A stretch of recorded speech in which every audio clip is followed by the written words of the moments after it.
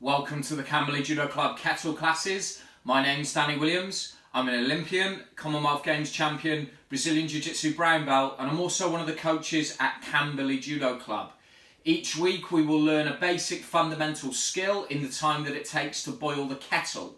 And I challenge you to practice every time you're waiting to make a hot drink over the next 7 days. Okay, so today we're going to be looking nice and simple at closing the space. So actually all the movements we'll look at, or the basic biomechanics, we have covered before, but we're just going to look at the scenarios that we would want to close the space in.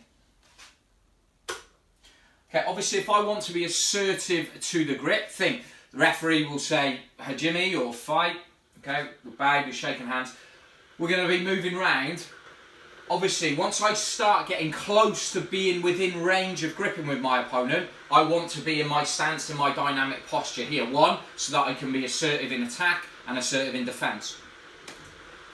Especially for Brazilian Jiu-Jitsu, okay, especially for Brazilian Jiu-Jitsu, if you want to start dragging your opponent, okay, to prevent them from getting on your legs, you've got to be first to the grip. You can't be hesitating.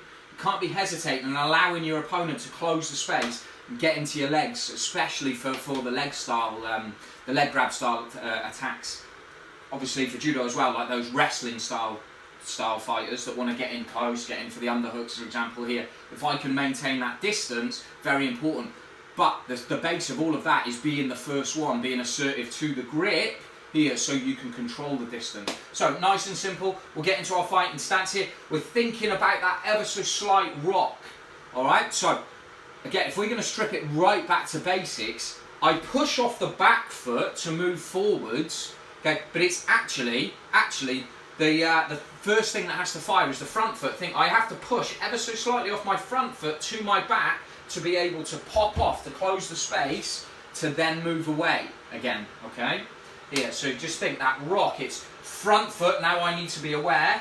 As I transfer the weight to the back, I can pop off, okay, close the space, get the grip. We'll just use the kicks inside for today's example here to then move away. Because once I've got my opponent here, we can drag. That's the beauty of having a judo kit or BJJ kit on, okay, as opposed to that wrestling style. Okay, we can do some pull stuff, especially when we're grabbing around the head to pull our partner down here. But once we've got the judo kit here, we can really drag our opponent. We can be really frustrating for them, keeping that space. One, if you want to snap them down to the floor, for example, okay, or break the balance kazushi style, okay, for a big, more traditional style throw like uchimata, for example, there, okay. Really important that we're closing that space and we're using our front foot especially to drive off, to drag our opponent. Okay, really frustrating if you get on the end of that.